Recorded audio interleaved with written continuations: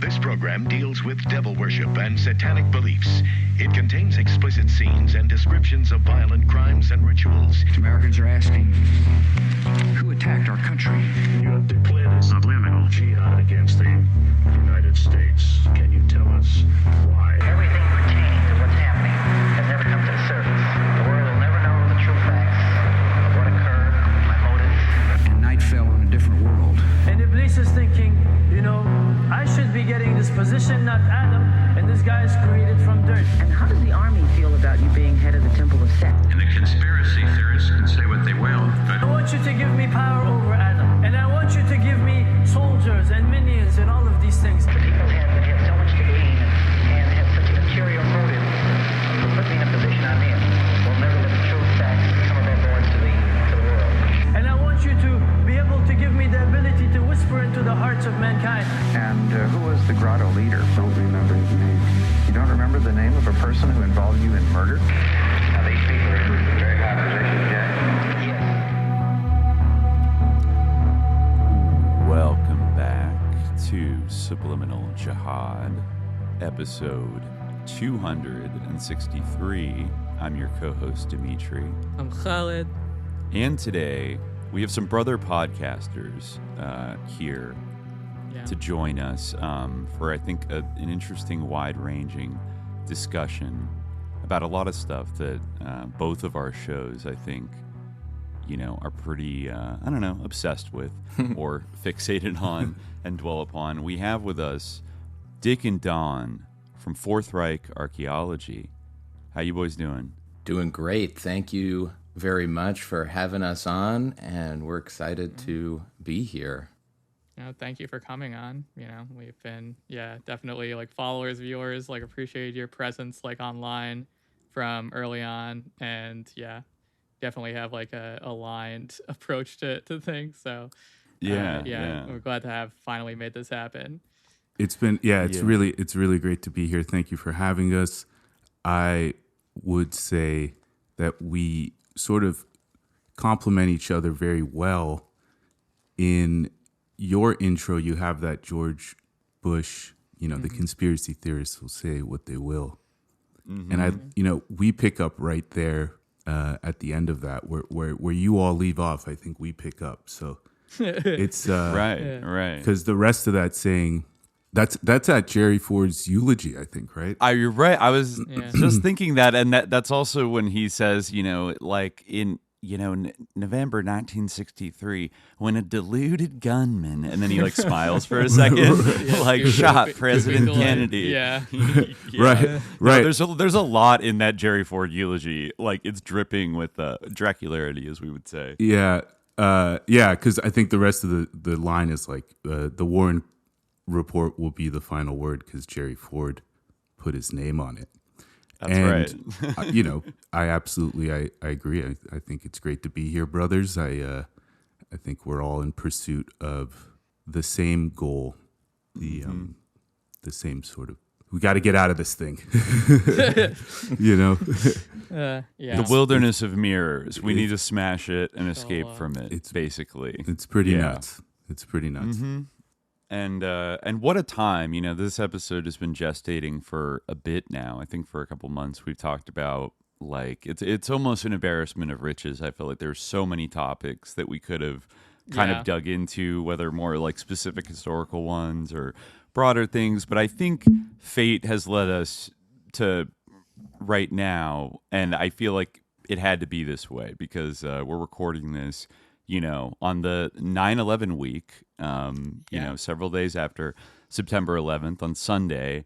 And what a week for mass trauma, ritual discourse, and the ontological ops rearing their heads and everything else. Of course, this is 5 days after the assassination of Charlie Kirk in Utah. 4 days, right? It happened on the 10th. 4 days. It was one day before 9/11. Yeah, that's how you can tell it was. It really clocked us good. Is that time sort of dilates and the discourse vortex kind of sucks you in. I feel like so many people are commenting I got nothing done this week, and I was really. Yeah. I was struggling with that as well. We've collapsed into like a national like frenzy, like a strange like orgiastic like reverie over this. But I do think that like deliberate or otherwise, I don't like probably not designed by like one singular master intellect or architect, but it's definitely like there were like powerful and like evocative like ritual elements to what happened that I think like excited the imagination of, or like ignited the imaginations of a lot of people. There's like plenty the of setting seeds of it. psychosis buried in there. It's crazy you mentioned 9/11. It's so rich. It's crazy you mentioned 9/11 because I'm sorry to say I did forget that it's 9/11 week, and there is, like you say, the ritualistic. There's like a seasonality to these things. They're repeated with such consistency at this point, where this spectacle just happens, and this time it just so happened to coincide with 9/11 week, but it's like we're at it again and again and again at this point. It's nauseating. Yeah, and on that point, on our podcast right now, we're gearing up for a big series on the double assassination attempts on Gerald Ford. Right. And I'm really excited about that, by the way. Like, we're very under-examined, like, for how fucking weird they are, right? And 50 years ago, we're right in the middle of those two attempts. That was exactly 50 years ago. September 5th was the first one, and the 22nd was the second one. So it's like having been in the mindset of imagine a world where political assassination is popping off in a major way in the U.S., and everybody is putting their marker down to try and take advantage of the situation and the chaos it creates, and then boom, the Charlie Kirk net gusher hits the internet, and everybody loses their fucking minds. Mm-hmm. Exactly. It's funny that I've been thinking a lot about, like the sort of psychosis or like a psychosis responses kind of that like it sort of generated and, among the population, and also like the desperate attempts. And I mean, there's so many layers of this, but like, regardless of like what really happened there, to like slot it into a narrative that could be weaponized immediately. Yeah. Oh, hell like, yeah. We were just talking about how it was amazing the first 18 hours before like things really developed, how quickly the conspiracies came together. It's amazing how like the party responsible was like entirely beside the point, and like openly so. Like, it didn't matter, like, who this person was. Like, already it was decided that, like, okay, well, now we are going to, like, crack down on, like, leftist organizations, on, like, campus protesters, on, like, basically any opposition to, like, the beliefs of Charlie Kirk in general. And like, we're going to just actively persecute because of this, because they are in some way collectively responsible. And that shows you, I think we were just talking about this off air, but it's like, it shows you how broken things are right now. Like how quickly all of that stuff was able to come together. It's nuts, man. Yeah. Well, there's this whole like terrain now that's like preceded so that when any one of these like spectacular violent events like does occur, like the trans shooter, blah blah blah, like that's already like on the shelf, ready to like immediately put into deployment, and and then kind of the only like the main response to that from like liberals is like it's gun violence, just like it's gun violence, and I'm like it is. It's also like how many other countries have this problem? I mean, during the Cold War there were a few for sure. I mean. Well, it's the gun not an culture exclusive of America, to America thing. I wouldn't, not but to I mean, the be gun a culture lib, thing. But like, we can't excuse well, that element of our culture. In a way, I think it's extra pertinent to the Charlie Kirk situation, because if he's sort of known for anything, one of his most like enraging positions was kind of like downplaying like school shootings and mass shootings and being like, yeah, whatever. So the fact that he gets popped at like a public event is like in the middle of a comment. It's too ironic to not point out for like the opponents of, sort of liberal opponents of Charlie Kirk is like, that's too ironic. Like you died the way that you kind of live by the sword, die by the sword a little bit. Well, in terms of downplaying it, but I mean, even our gun culture, there's like an on top of like American gun culture that is like deep. That I mean, I obviously say that helps all this function. I say that in sort of acknowledgement that I think like there's a big impulse, like both among libs and among like obviously among like conservatives of all stripes, like to sort of say like this is a political culture of like a partisan with a partisan dimension to it, where like one side is like believes in political violence and like it's like, well, no, it's obvious that like political violence is like becoming normalized like on both sides, and it's also I think fairly obvious that like this wasn't like a deeply ideological act, something that was done in the name of like I mean, there might be like hidden dimensions. Like I'm not like ruling out the possibility that like, Israel did it to make Charlie Kirk into a martyr, like that sort of theory, even though I think like some of the kind of like post hoc like hagiography of Charlie Kirk is like this brave like okay, like let's not like go so deep into this that like we like deny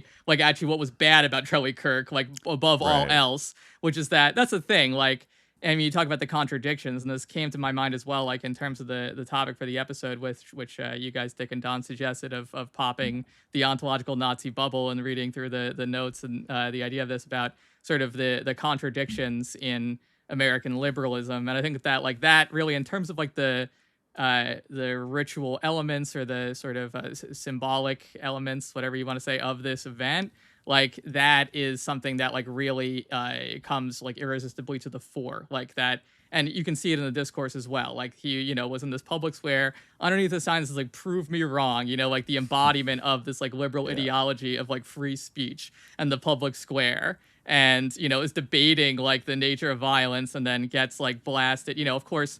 But that's the thing, like, it brings in this contradiction of like the problem of like, speech. And like, for instance, Charlie Kirk, he would say that like he would justify things like, the killing of Shireen Abu Akleh. He would justify like people being killed for like no other reason than that they simply existed in a place that like Israel felt it was entitled to. Like what was really like so wretched about Charlie Kirk as a person was like, and that's the thing when people were like, oh, you're erasing his humanity. He was a father. He was a young man like with a wife and kids. And it's like, well, but the reason why people disliked him was because like his entire career was built in denying the humanity of others and justifying violence.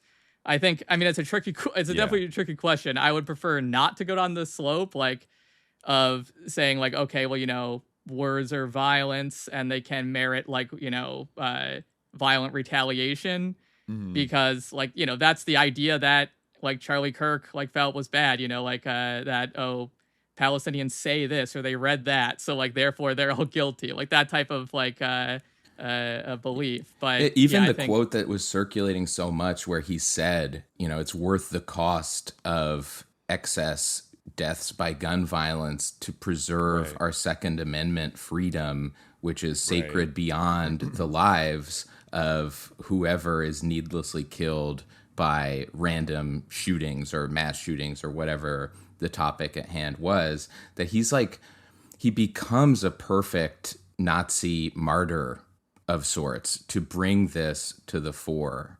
And it kind of plays right into the idea, I think, of the ontological Nazi bubble, because you have the liberal establishment, by and large, lining up with the extremism embraced by Kirk, which clearly has an impact in the real world, whether on policy or on just the discourse and the acceptability of violence inflicted abroad, overseas, or domestically against Black people and immigrants especially, right? He, I think, was in the middle of making a statement when he got shot that was, if you decode the statement that he was making, which is like, well, do you count gang violence among mass shootings? Right, yeah. Like, right. It was kind of apropos of nothing, which was like, I think the guy was obviously making a point that like trans people are a small percentage of mass shooters, but then like somehow he pivoted it. Like the way that he was talking about it almost made it, he was going to say like, well, you know, all these trans gangs out there, like if you include them, but which ironically is now being alleged that like he must like everyone, you know, social media was awash with like rumors that like an Antifa trans like network, a cell. Like I kept saying like it's a cell, like, you know, like there's the tactical squad out there, you know. And no, but his point was it was a racist point, right, Don? Yeah, like, it was. Ultimately, it's a, they don't; those stats don't count. No, it's like black people are responsible for most mass shootings or whatever. Right. Yeah. That like well, gang violence like really adds to the number of mass shootings, and like that's black people. But it was very tangential to what they were talking about. But of course, he couldn't resist bringing it up.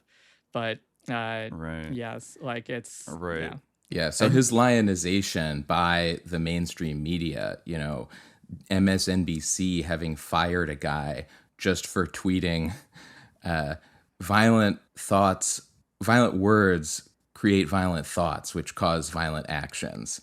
I think it is Matthew Dowd or something like that. It was an MSNBC guy who tweeted that, and they fucking fired him just for saying that. Violent thoughts lead to violent words, to violent actions. That's not even remotely the spiciest thing I saw, you know, said about in terms of, you know, being like disrespectful to his memory or something like that. Like, you know, that's pretty mild, I feel like, given his career, which was like rage baiting. Like he got rich and influential off of being a professional rage baiter. I guess the impression is that like he deserved to be murdered because of his speech, which brings up like a fundamental contradiction of liberalism. I think the reason why you see people like Ezra Klein coming out to be like Charlie Kirk, like he was practicing politics the right way, is because like he was like in a way like practicing politics according exactly to like the the consummate liberal vision. Like he was going into a public square and like arguing with people, like, and you know the contradiction, or like a major contradiction, was that like he like a lot of his speech was to kind of underwrite and to support and to rationalize the violence of like the American empire.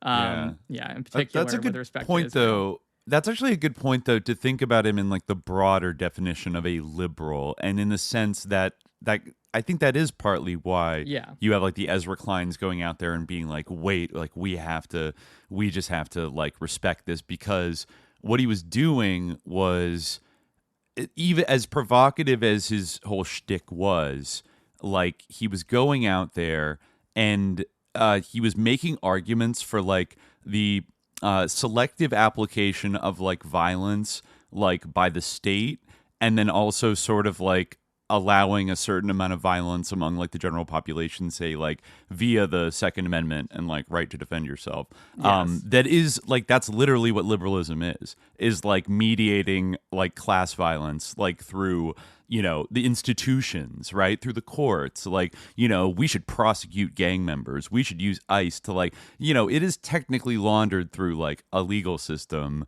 even if like we would recognize a lot of the actions as, you know, unjust or even, you know, murderous, like especially in the case of like our overseas empire, right? Yeah, and the intellectual debasement of liberalism in the modern American landscape too, where once upon a time there may have been some requirement for intellectual coherence in putting together these ideas, and now I feel like a person like Charlie Kirk, who's not, is not like the greatest mind of his generation or even close to that. He's like an effective propagandist with a lot of early backers in the, you know, pundit horse race.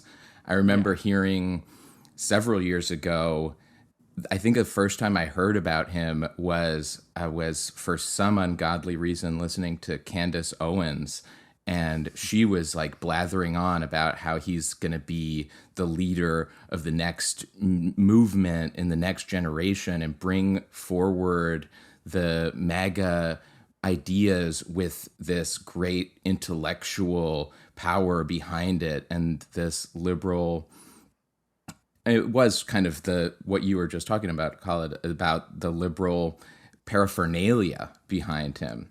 And at the same time, like, there's no real coherence because his whole Second Amendment thing is for whites only, really. It's like, it's both Confederate in its outlook on what American national identity ought to be, and it's also sort of making appeals to these great values that animate the Declaration of Independence or whatever, which I guess in the terms of the Fourth Reich and the actual roots of the fundamental incoherence at the heart and soul of the American imperial project on this continent is that it was freedom and liberty for all whites, including the liberty and freedom to enslave other people. Yes. Yeah, exactly. Yeah. And I like, in like relation to this, like partially in reading your notes, I was reminded of this book by Paul Kahn, putting liberalism in its place. Yeah, I put it in the notes document, but I definitely recommend this book. Like, a lot of this book resonates like intensely with the present moment. And yes, I was thinking like this, these same ideas like this he talks about, and he like draws a lot on Carl Schmitt, actually, obviously, who of course was like a very enthusiastic Nazi, and kind of theorizing liberalism. And I might talk about this a bit more later. But apropos of this, he talks about how one of the greatest contradictions of liberalism is the fact that like the sort of political reality in which liberalism plays out doesn't really map onto like the theory of liberalism. Like, the theory of liberalism is that like, yeah, all people are equal and all people like have this sort of share in this idealized like discursive space. Like he says like liberalism models the political community as kind of an enlarged university, actually, which, I thought of in sort of the context of this event, and this is killing at a university. But, the sort of idea is like, yeah, it's this abstract space, kind of what behind the Rawlsian veil of ignorance, or, the Hobbesian state of nature. But really, like, the way that like liberal ideas play themselves out are within like a political community where people have certain commitments, people experience like loves and community bonds and things like that. And the United States, like, our community is organized based on, and the right wing brings up this contradiction very strongly, like these days, like blood and soil, right? Like people like have American citizenship based on their descent or on like being born here, right? Basically an accident of their birth, or maybe like the, intention of their parents to have them born in this country so that they'll have that right of citizenship. But that is like a core contradiction in the idea, like the sort of the theory of liberalism, the theory of this like, totally equal playing field of sort of discourse and self-fashioning as part of the popular will is, that like, like in order to participate in, there is this deep inequality in, the like American liberalism, as Dimitri said, in the broad sense. I'm not talking about like liberals versus conservatives, liberalism as like the ideological bedrock of classical like liberalism. Classic, exactly, as you often hear some people invoke. The other part of it is the contradiction is these experiences, we've been alienated from them, right? In this new era where everything is commodified, you're not even discourse is commodified, and it's you're not able to have these authentic experiences, the ones you were just talking about. Everything is, you're online, it's digital, it's people have been alienated from the actual discourse.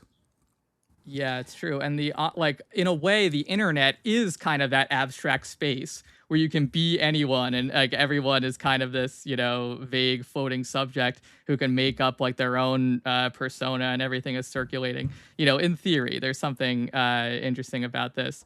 But but I think that like, for some people, like people who are drawn to like the ideas of the far right in the current political context, like, they are thinking like, probably you've seen like the the famous heat map meme, like famously, you know, based on like a very poorly chosen graphic from like a study that wasn't really meant to suggest what it's commonly interpreted to be. But, you know, this is the idea that like, yeah, like family comes first, right? Like that's what conservatives sort of express through their use of that meme. The idea that liberals, like, they value what they think is that liberals value like rocks and trees over their own family, which of course is not true. But it is true that people who identify as liberal tend to see, you know, people in other countries, for instance, or people outside their family, to have moral value equal, you know, to the people in their family, right? But that's, you know, conservatives maybe feel differently, that like their family, the moral value ends maybe before it reaches all of humanity, or even very far outside one's close circle, right? Didn't J.D. Vance just have that argument with the Pope a few months ago? Yeah, the Ordo Amoris. Yeah, exactly. Yeah, it's the same idea that like you should prioritize like your family over others. Yeah, exactly. Which I think is, as I understand it, like if I recall correctly, not the right understanding of Ordo Amoris for this concept. But regardless, yeah, it's the same principle that you know, people have these like communal bonds that come first, and that is like how people experience politics, like through that lens a lot of the time. And so when it comes to this sort of abstract space, when those two things collide, you know, you get a very difficult to resolve conflict, or even a very difficult to theorize conflict. Yeah, it almost reminds me of have you ever done one of those murder mystery games where each person gets like a character, and you have like your character sheet that says what are your biases, what are your beliefs, what are your motives, kind of thing. And that's what internet media silos are kind of like. That, you know, an event happens, the murder, you know, quite on the nose in this case, and then everybody, based on their character, their internet identity that's fed and mediated by all of these filters and targeted psyops, whether coordinated or not, that inform their beliefs about what happened and what the significance is and what they can accept for the next steps and what they want to oppose for the next steps. And there's just a huge artifice around the whole thing. And this is where I think it becomes visible as a Nazi bubble that is on the verge of maybe popping, or is susceptible to being popped, because you have, you know, the MSNBC reaction, for example. I know that is going to piss off a lot of libs, a lot of like MSNBC brained libs who do see the headlines quoting Kirk's reprehensible views on whatever, like some of his IQ stuff, that he talks about black women being cognitively inferior and unable to hold any position of authority without the mechanism of affirmative action displacing a deserving white for that role. And they see that, and then they see MSNBC's response to protecting this guy and to, you know, galvanizing support, everybody from Barack Obama to Ezra Klein, as you mentioned, and everyone in between on that side of the sort of mainstream lib block, and feel something doesn't quite jive there. Yeah, right, I mean, I think like reactions kind of run the gamut, because, and it is an interesting question, because like some of what you, I mean, I'm referring somewhat to the notes a bit, but like some of what you talked about is like, okay, well, you know, what is the futurity of this? Like, what's the end game? Which is interesting to talk about, because it does, I think that like for some of those people, not for all, for some, like, you know, I think like maybe there's a certain sympathy with like a sort of almost a class solidarity that you see, where people see themselves as like kind of these like influencers and like the part of a commentariat, and so they see themselves like under threat. And I think that almost is like a better analysis of what's going on than one based on like partisan politics and like the leftist terrorists versus like the right wing that is truly believing in civil rights or whatever. But I think that like, in terms of, I think the issue is like, are we going to say that Charlie Kirk, I mean, obviously, like, I think Charlie Kirk is going, well, if he doesn't go to hell, it will be through like the, profound mercy of Allah. But like, so I don't like have any like warm feelings for Charlie Kirk. I mean, I do think it's valuable to try, like in any case, to see someone's humanity. And in fact, that is what separates us, or should separate people like, us from people like Charlie Kirk, who's basically his entire like life was dedicated to dehumanizing people. But I think the question is like, are we going to go down a road where we retaliate against people like that who aren't being violent in the, conventional sense? And again, we can talk about like how there's systemic links between, his like the ideas that he expresses and violence, like material ones and ideological ones.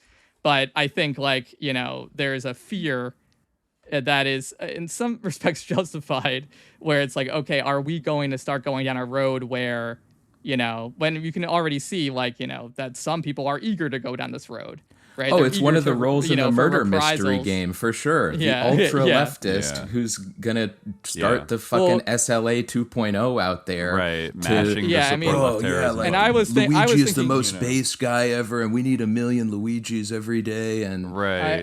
I was thinking more of like the right, actually, like, because they would love for that to happen. Like, in fact, they already seem to be suggesting that, like, the people who, I don't know, whatever, like have certain politics are like somehow collectively guilty and they deserve to suffer and die.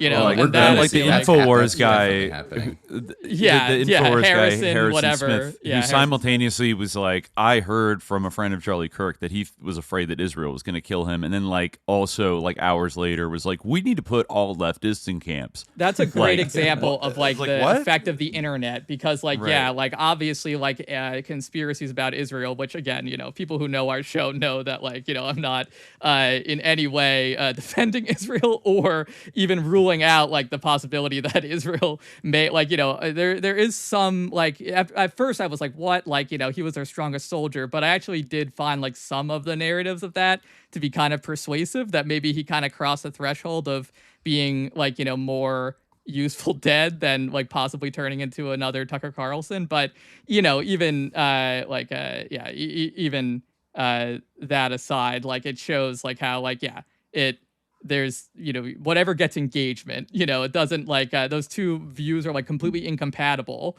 and they like completely so like contradictory. They don't like, make any sense. If Israel murdered this guy in like a kind of false flag, like manipulative, like psyop way to like send a message to right wing influencers, blah blah blah, like why would then like the next logical step being to like lock up leftists who are like, at least certainly among like the liberal, half of the country, are like the most anti-Israel people, and like still in general the most anti-Israel people. Like those on the right who are anti-Israel are like a small minority, and usually their motives like are not necessarily like a concern with justice or anything like that. But the Rex 84 like mindset kind of like he just snaps back to like default programming, which is like, oh, leftists are the threat. And like, I think the other thing I wanted to point out with all this, before you move on, it does show this internet thing where like, because the algorithm kind of dictates like, well, I can get more views if I say this and this. Why would I choose one? It shows how like that kind of,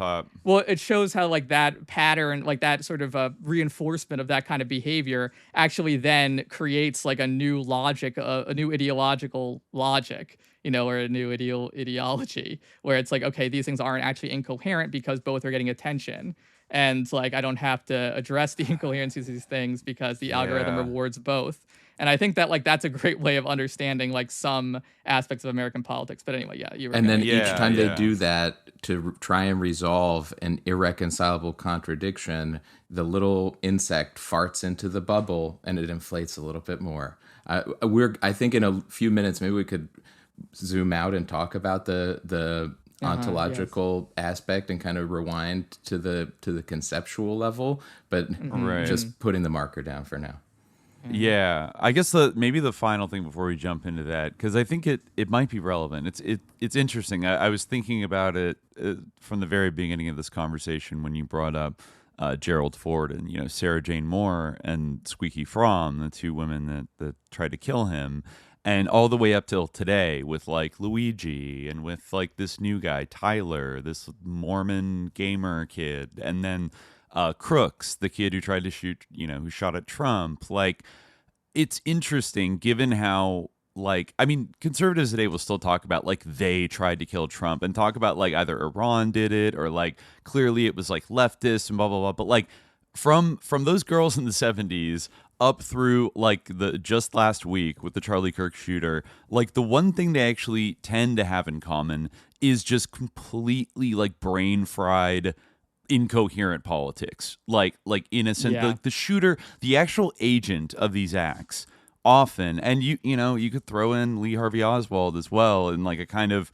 confused way, like, oh, he's like kind of I think we know there's a lot going on there, but like not exactly like a clear motive, like, which is in previous assassinations and before the kind of modern era, you tended to have, you'd have kind of like disturbed people, but like usually they'd have some kind of like reason why they did it. And they usually would get caught or whatever and like announce to the world like why they did this act and, whatever.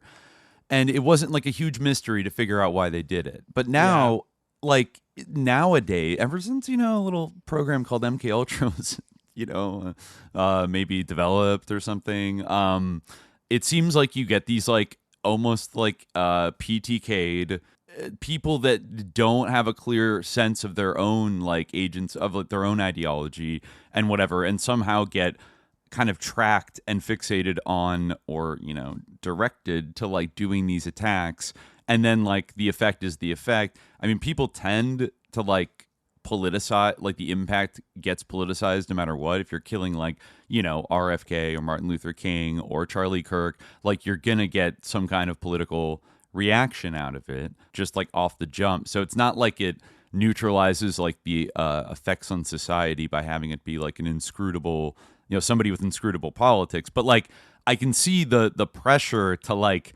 give this guy some kind of ideology that like makes so we can make sense of it and draw conclusions from it. But it's like a stubborn thing that they don't know why they're doing it, and it's like not easy to even if they live, like they can't really explain it. And so I don't know, that makes me think a little bit about like I don't know, the function of sort of false consciousness and like a non-self-awareness that particularly I feel like is a huge hallmark of like American political culture, and I think has something to do with this Nazi ontological bubble. I have a favorite Karl Rove quote. I'll just quickly just tossing in this Karl Rove quote that really everybody should have right in their brain Rolodex because it's so descriptive. So Karl Rove said, in the 2000s when he was Bush's man. I think I know the one you're going to read. I think, but it's probably is that classic. One. Yeah. So he said, "We're an empire now, and when we act, we create our own reality. And while you're studying that reality, judiciously as you will, we'll act again, creating other new realities, which you can study too. And that's how things will sort out. We're history's actors, and you, all of you, will be left to just study what we do." That's kind of. And who was he addressing when he said that? Because I've heard that before. But a journalist. I think. Oh, a journalist. I think he was at like a White House dinner or function or something, and I'm pretty sure it was like a Washington journalist that was talking to him, and he was like, "Look, journalist, like." We create history. I think I could be wrong. You're right. It was in. I think it was Suskind. Ron Suskind. I think so. That he was writing a book, and it was first unattributed, quoted in the book, and then later was revealed to have been Karl Rove. Right. And I remember seeing that at the time when I was like a teenager and being like, yeah, that was one of those kind of what the fuck, like. Like people didn't used to kind of talk, didn't seem like they would talk openly about such things in such an evil empire kind of way, but here we are. And now it's like in a weird way that, oh, that's just Trump on like a Tuesday. Like he might not say it as eloquently, but he would say some shit like that. Alternative right? Like, facts. You know, remember alternative Well, facts? he definitely at least intuitively knows that better than maybe even Karl Rove did. Right. Like he put the it into ability, practice. the ability to create like one's own reality, and that like, you know, exactly, the alternative facts, if you like enact and realize the alternative facts, the like, you know, the prior facts cease to matter, is definitely like a doctrine that he implements. Right. From Roy Cohn. Trump is living it. Karl Rove said it. Trump is living it. I'm eager to telescope out, but you know, I did want to say, like, relative to the last thing, is that I also think, like, you know, even when I think there's still like some things that are murky about this, like assassin, and you know, but obviously there are like some shooters where they're like, you know, mass shooters where their ideology is like totally like incoherent, or even when that incoherence is in some way the point, which I think is the case with like the O9A and the COM and this type of stuff. But but also I think that like in some respect, like when people are killers, like that is also like really paramount, like, you know, more so than like any ideological dimension. Like if you're someone who's like, I'm gonna commit murder, you know, that is also like a salient thing that like sort of sets you apart from most, you know, that you are someone for whom it seems, you know, like a reasonable thing to do to kill a stranger or someone whom you know, that is, you know, or a famous, powerful person. Like it's that's true. I mean, that gets lost in a lot of the ideological debate, because it kind of gets it almost gets implied by the discourse that, oh, if this person had like radical left, like being a leftist politics, is the most important thing, and the fact that like he was a murderer is secondary. You know, yeah, or, like leftists are the party of murder, as Elon said, and that like leftist values are the values of murder, which is certainly, you know, not true. I mean, I think there's an interesting question where it's like the question of political violence and the question of political change through violence, and I guess the question of violence, Charlie Kirk's very last word, you know, is like a deeper one. But you know, like, but yeah, to imply that anybody like with, you know, because the shooter had leftist politics, everybody with leftist politics might become a shooter. Like that's kind of what's being implied in all this like hysterical discourse, when in fact, like the percentage of people, admittedly, even on both sides, even in like the gun loving right, like the percentage of people that are gonna like strap up and go like shoot people is like an infinitesimally small vanguard of like disturbed, you know, people, and even at that point you might even start to look at like broader social factors, like, I don't know, like I hate to say, but like maybe Tipper Gore was a little more maybe vindicated.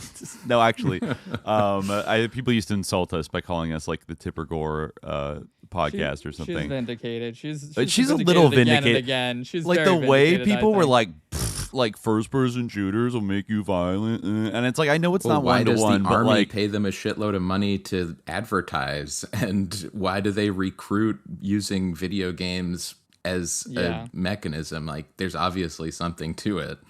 Yes. Yeah, it desensitizes you to the act of looking through a scope and blasting someone's head. No question about it. If you do that virtually with like pretty realistic like graphics these days, you know, like I understand people were like, oh, you can, like back when people had like N64 square heads, but now it's like, you know, especially in this AI-ified, mediatized world, like, you know, but yeah, you're basically just like repeating that action over and over and over.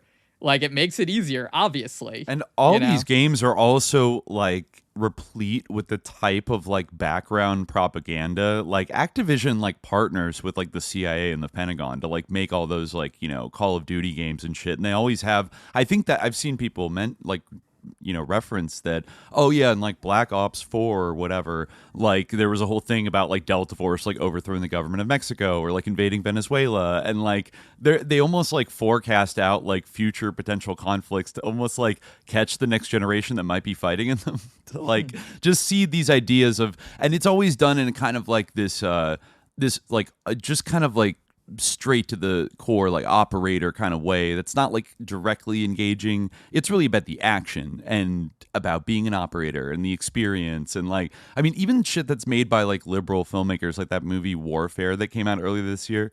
Like several people kind of like spoke highly of it or like recommended it as like, oh, this is cool. And it's like, it's just like a movie about like a battle in Ramallah in like 2006 with like some Navy SEALs. And it's like, okay, like I know that it's not political, it's just experiential, it's just about these guys in a situation and it's filmed so realistically and stuff, but it's like that's still propaganda for like the US war machine.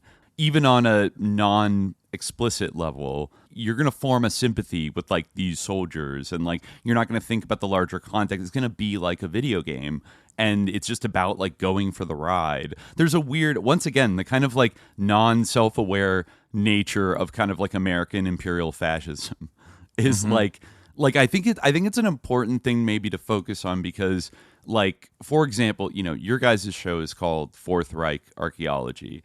Like this term, the Fourth Reich, has been around for, you know, a number of decades. I think that, I don't know actually who was the first person to like coin it, but I know that some like old school kind of lefty conspiracy like radio hosts, people like, you know, Dave Emery. Yeah, Jim Marrs had it in a book, I think. Jim Marrs, that sounds very... a long time ago. Yeah, but this kind of older generation, like post JFK assassination conspiracy theory, people kind of said it, and our audio clip in the intro song is Gregory Peck saying Fourth Reich in the movie Boys from Brazil. You know what's funny? I actually watched that last night. That was by for some reason I felt like to prepare for this episode I should rewatch Boys from Brazil, and that's an interesting movie. Actually, it kind of touches in a weird way on American. Like the potential for American fascism by like the boy Hitler character that grows up in Pennsylvania. And he's kind of like a black-pilled like Gen Xer who has like a little like John Fogerty kind of haircut and is like kind of a psychopath, but like he wants to be a photographer. Like it's, you know, Josef Mengele clones Hitler in the movie in Brazil. And then like all these little Hitlers are raised around the world. But it kind of like, I think Mengele, played by Gregory Peck, goes on this like monologue near the end about how like there's going to be a new like an American Hitler, like a Hitler for the 80s, for the 90s, for 2000, you know, and he's like talking about this kid who's like, you know, born in like 1965 that is like the genetic clone of Hitler, but he's going to grow up in America and he thinks because he sets up enough of his early life in a similar way with like the same age parents with like an age gap, and the father has to die at 14 to like traumatize young Hitler, so they have to go assassinate all the adoptive fathers, and then an organic Hitler will, like an organic American Hitler will then like emerge around like the year 2000, probably around like he'd be around like Gavin Newsom's age now, according to the movie. You know, which is a strange movie because Josef Mengele like was real, like he did really escape to South America and was popping around doing like weird, evil, like scientific research on like Colonia Dignidad and stuff. I think he had died by the time that movie came out. He, quote, drowned while swimming somewhere, maybe in 1975. But, yeah, and protected by the U.S. government, too. I mean, there was a lot of different occasions when he was basically identified and located, and people would be like, yo, we found Mengele. Can we capture him? Can we kill him? And be like, nah.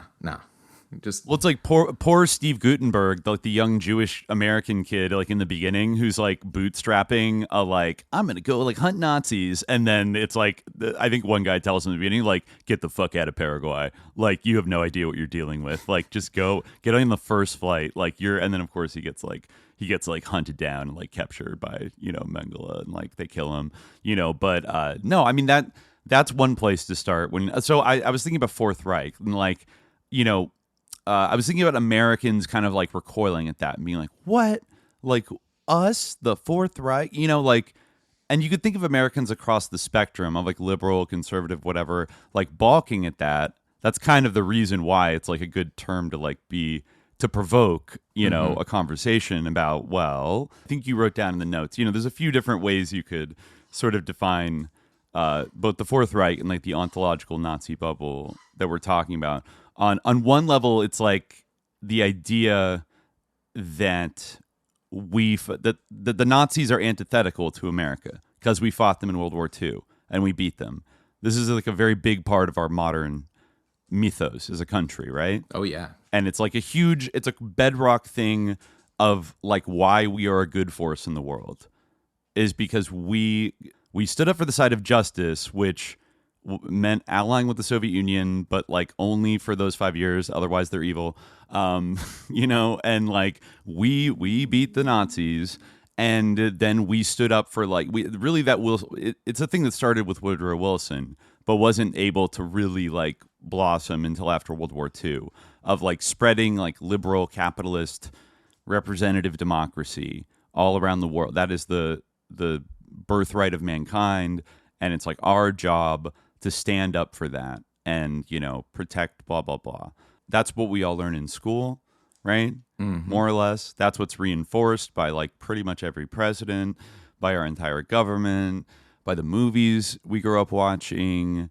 And, I think we can, the first layer is like you could point to the extent to which like the U.S. government and like powerful people in the United States saved remnants of the Nazi regime, even like very, very bad people like Klaus Barbie, like Josef Mengele, right?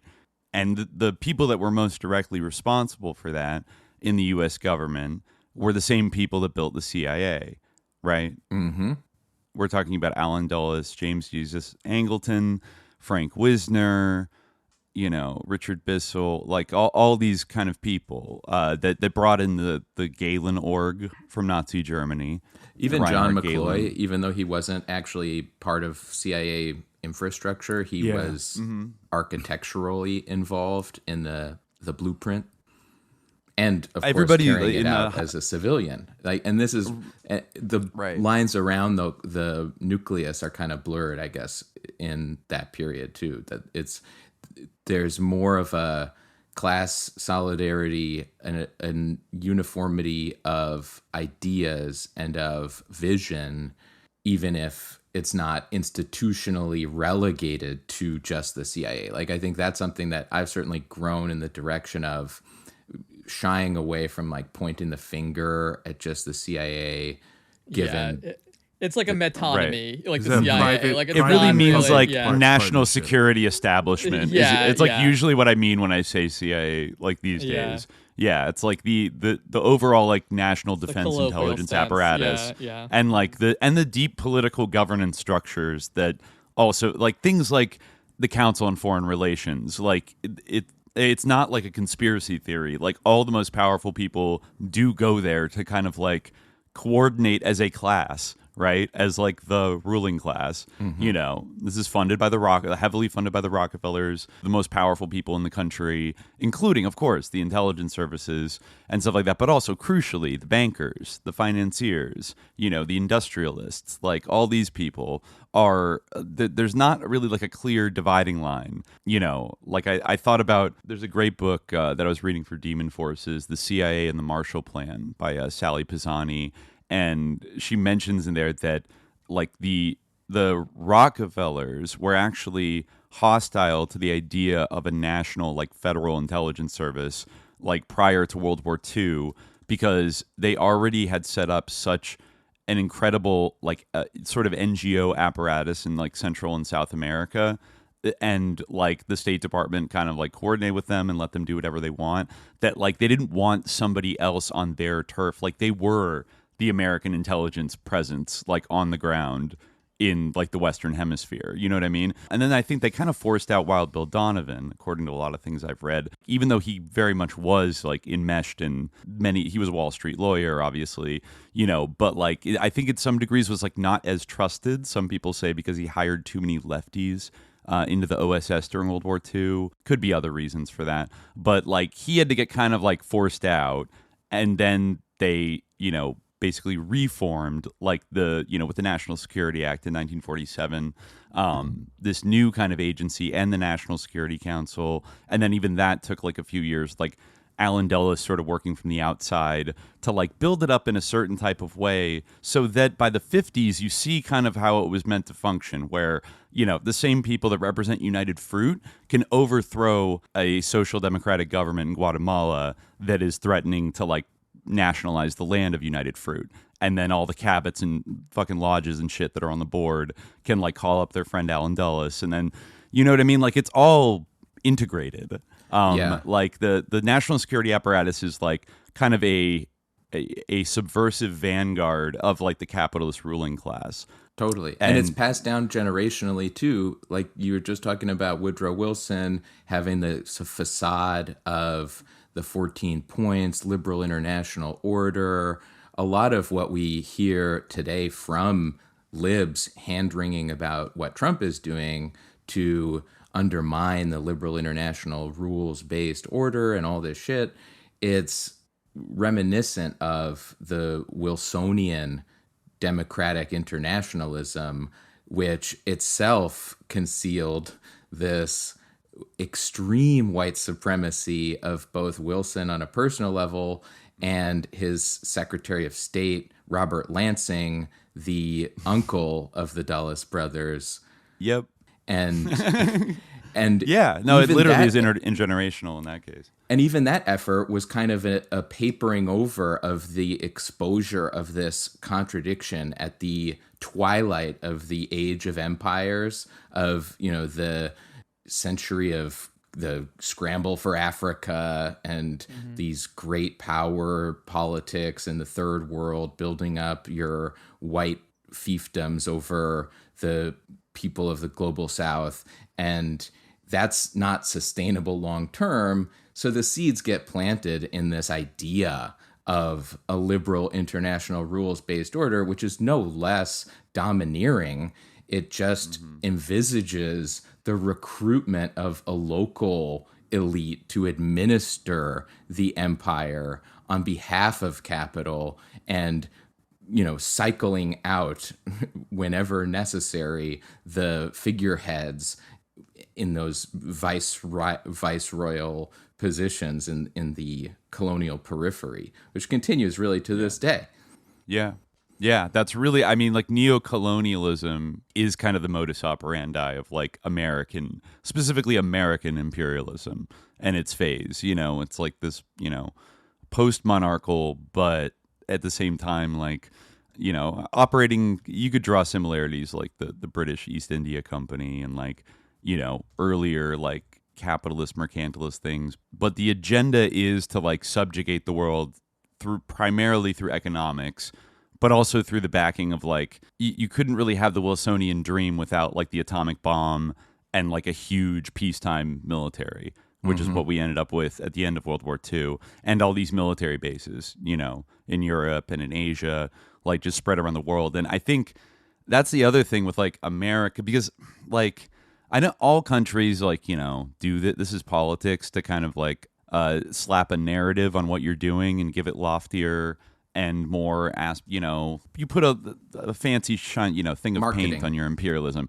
Exactly. There's PR, right? But I think there is almost something like very particular about, and maybe it's because we're such a capitalistic nation at our roots, and like so much has been built on kind of hucksters and entrepreneurialism and like throwing a dream out there and just seeing what sticks, you know. But like Americans, the way that Americans like are psyoped and like psyop themselves, or really are like ontopped and like see America in the world and like our relation everywhere else, is like very critical to sort of maintaining the furtherance of that empire in a way. And I mean, I don't want to like make it sound too much like I'm saying like, oh, Americans are like, they're super innocent because they don't realize what they're doing. Because I think like on some level we do, but it's been normalized and like it's fucked up, but people don't like get it. But like, do you guys as Americans, do you know what I mean? Like just how deeply like down the rabbit hole of like having this like very like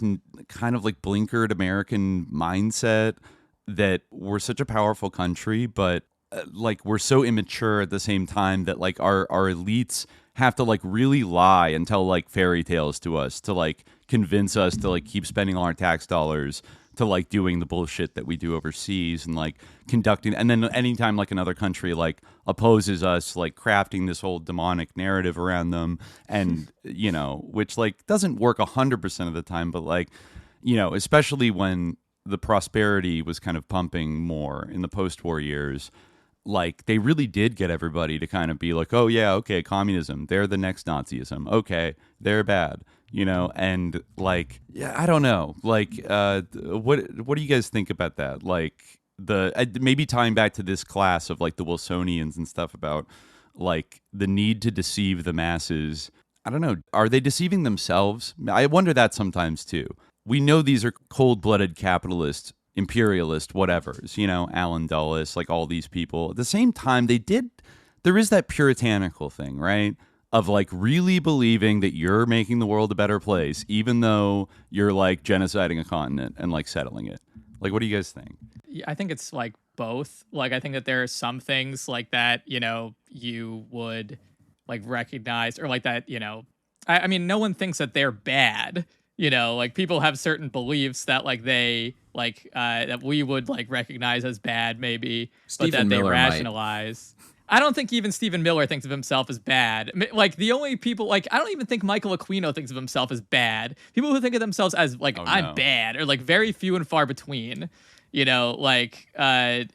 or like who think of their actions as being like evil or wrong. Usually people like have some kind of like people with like a healthful like mentality and like but like clinically who has speaking. A healthful mentality in that sphere of operations though? I think there's definitely sadism amongst a certain segment of the ruling class that actually, yes, right. Having been researching Charles Manson a lot and the Manson family leading up to our series on the attempts on Ford, like he was always saying this thing of, what's right, what's wrong? There is no right, there is no wrong. Like you can't kill. And this kind of, it sounds ridiculous, but I think it's actually not that far from the thinking of like a Peter Thiel and some of these transhumanist types of people, that it's like, well, we tried every way to organize society and they all end up with violent human nature. And so we just got to be the ones that steer it in the direction that's going to, and then make up whatever thing. And some think that it's like think of themselves as beyond good and evil. And that might be the case with Peter Thiel. But I think generally, yeah, people do kind of see themselves. I mean, see themselves in some ways. I guess like Charles Manson's metaphysic might have been that like he was realizing something that was like predetermined to happen, or that had to happen for some kind of eschatological reason, but there's usually like a grounding, and sadism definitely can fit into that easily. Like, for instance, do IDF soldiers believe in what they're doing? Do they believe that like they're righteous? Like, yes. Are they sadistic? Often. But they justify, this, Abu Ghraib, the people who did that think that like there was like a justifiable reason for what they were doing. Some of it is just like, the pleasure principle or whatever. Some of it is just like, their impulses, like taking control, and like maybe after the fact, like they would have shame. It's possible. But in general, people need to have to find some kind of like matrix of like values that can like sustain what they're doing, even if like that is that is anterior to, or even if it is not anterior, but even if it's post there, right.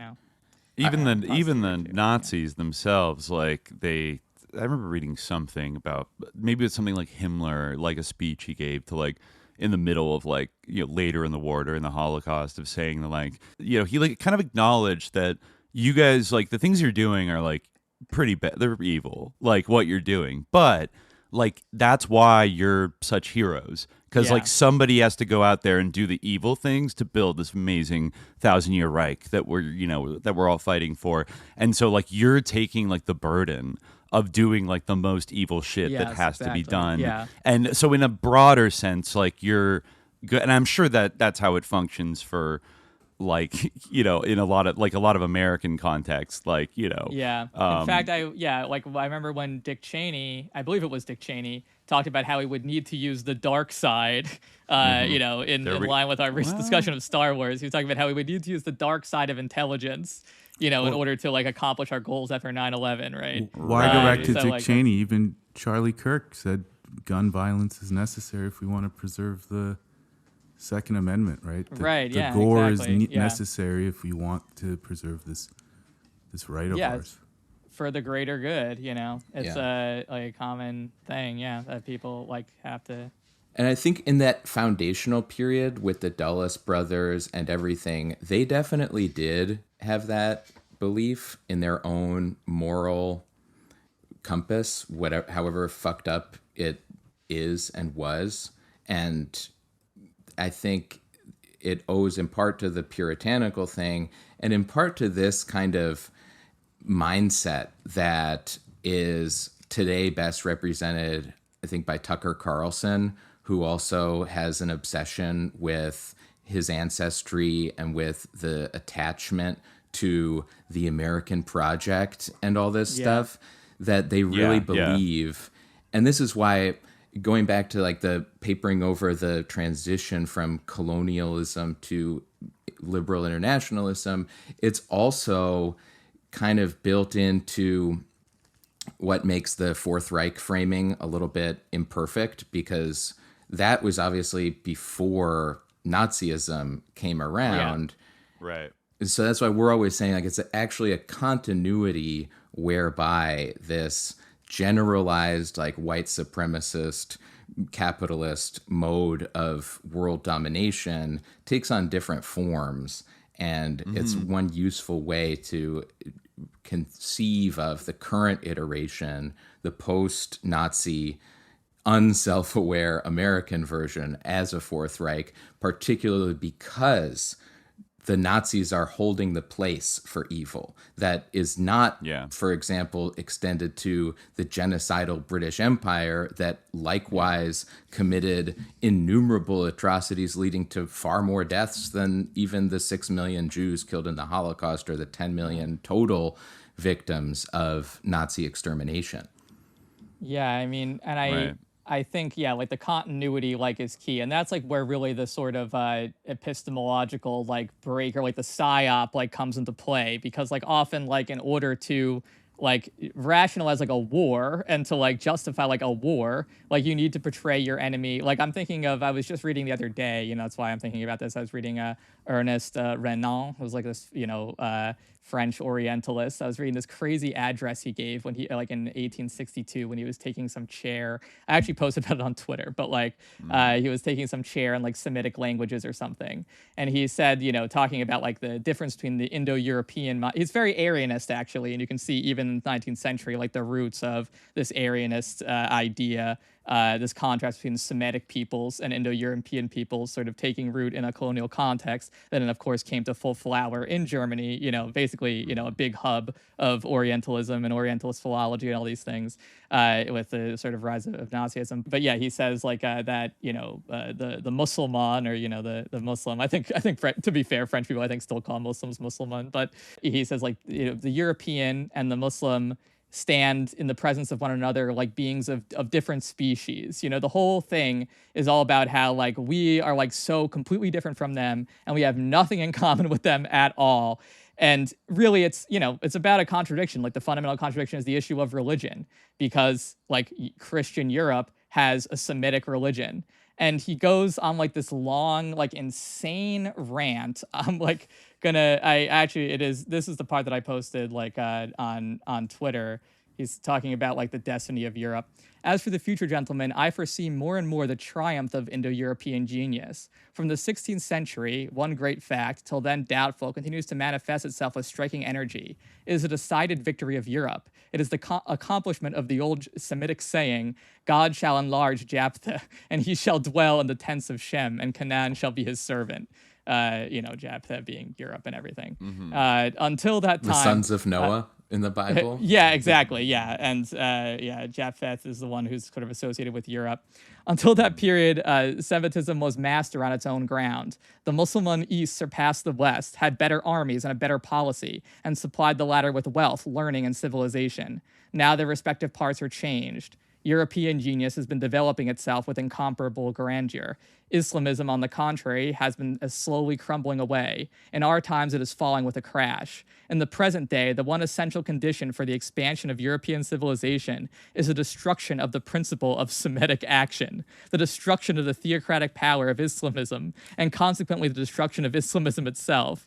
For Islamism can only exist as an official religion. To reduce it to the position of a religion, free and individual, and it will perish. Islamism is not merely a state religion like Catholicism was in France under Louis the 14th, and still is in Spain. It is a religion which excludes the state, an organization of which the papal states offer the only type in Europe. War unceasing is there. War which will only cease when the last son of Ishmael shall have died with misery or been driven by terror to the depths of the desert. Islamism is the perfect negative of Europe. Islamism is fanaticism, such as Spain in the time of Philip II and Italy in the time of Pius V scarcely knew. Islamism is contempt of science, suppression of civil society. It is the frightful weakness of the Semitic spirit, narrowing the mind of man, closing it against every delicate conception, every fine feeling, every rational research, to place it immovably in front of one unceasing tautology. God is God. And yeah, I mean, I like wow. my joke a little bit. I mean, like the way I was like the way he's talking, you'd think that Charlie Kirk had just died. But like it's like yeah, it does sound like today. Yeah, like it does sound like so, like Iran some something. blue check would like post that whole thing on Twitter and you have to expand to read it. But but yeah, like you can see how this is all about like having to deal with. There's even a part where he says like in the future. The progress of European nations will consist in separating itself more and more from the Semitic mind.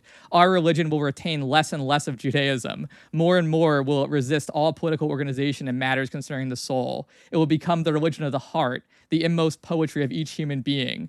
And basically, talking about like it's all having to deal with like this basic contradiction that like we actually follow Christianity, which is a religion that, very Protestant in the Middle East, right? Like more than that, it's like, he's kind of saying like, well, really Christianity as we know it is mostly our work, like everything we take from the Greeks and the Romans, we don't really get anything from them. And like, basically it's trying to, the whole thing is very anxious and trying to get away from this fundamental fact. And I think you can see the same thing, like, obviously, Nazis, like, yeah, exactly. I'm not necessarily, I'm not religion. Yeah. I wouldn't, I wouldn't compare like, obviously like and this guy kind of is the one who like invents the category of Semitic per se anyway, based on philology, like which like we could talk about the problems with that, but obviously Edward Said talks about them, but like you can definitely see the same maneuver being done where like there is like a very basic similarity, like there's a deep similarity between Christianity and Islam, like it's great, but he's like Abrahamic desperate to religion. Disavow it.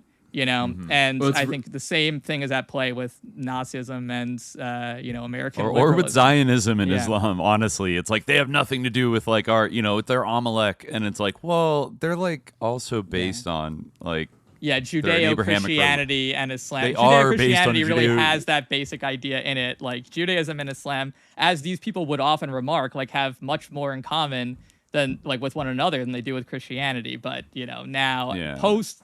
That like is really a development of the sort of World War II period, the idea of Judeo-Christian values, which now we hear so often.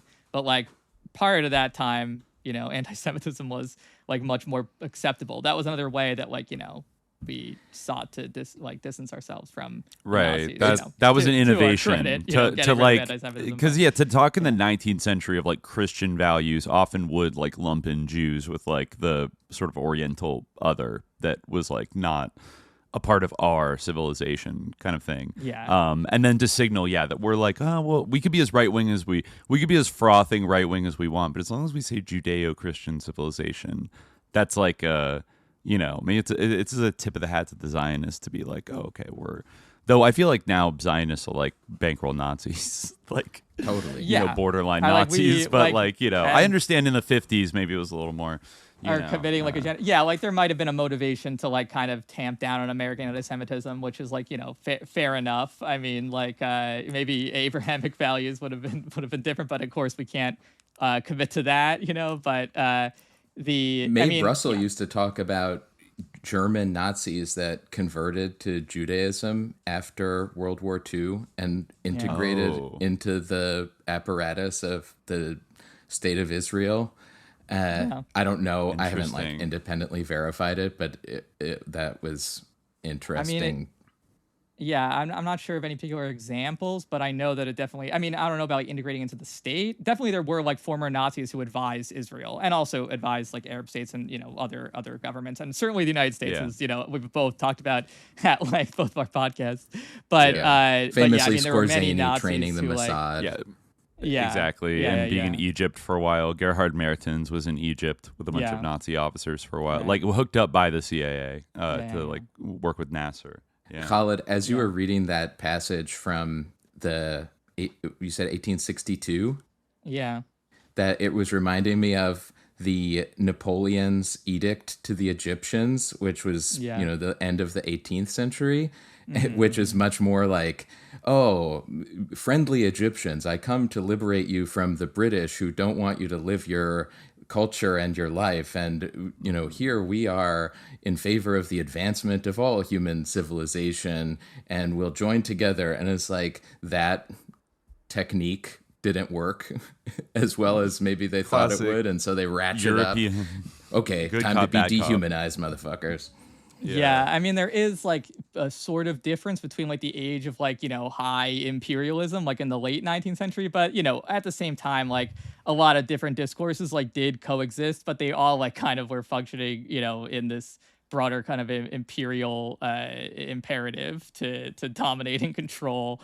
But definitely it's this one is like this one shocked me, honestly. Like I'm not a stranger to any of this stuff, but I was still like, damn, until the last like child of Ishmael is like dead in the desert. Like, it's like this crazy genocidal vision. It's really funny that he thought like without the Ottoman Empire, like Islam will just not exist. Really interesting thought, but that what brought that to my mind was this idea of like, this anxiousness to differentiate oneself, which is kind of driven by like a consciousness of like a fundamental similarity. And I think that's, definitely true in the case of like the Third Reich in the United States. Mm-hmm. For access to the full-length episode, subscribe to the Hour of Frequency at patreon.com/subliminaljihad.